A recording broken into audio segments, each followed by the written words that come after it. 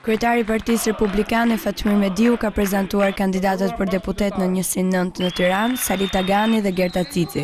Gjatë fjalës së tij, Mediu shpreh se Rama ka punuar gjithmonë kundër së ardhmës europiane të shqiptarëve. Zoti Rama po ashtu tha që Shqipëria nuk është në NATO, Shqipëria është në NATO.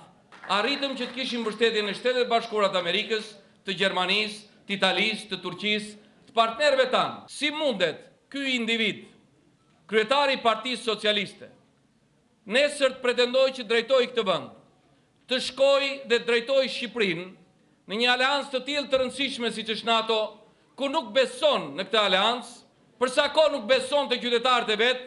Ndërkohë, krye republikane dhe kandidati për deputet në qarkun e Durrësit Agron Duka zhvilluan një tjetër takim në zonën e Sukthit. Gjatë fjalës së tij, Duka u shpreh se do të ndihmojë qytetarët pavarësisht nga ngjyrimet politike.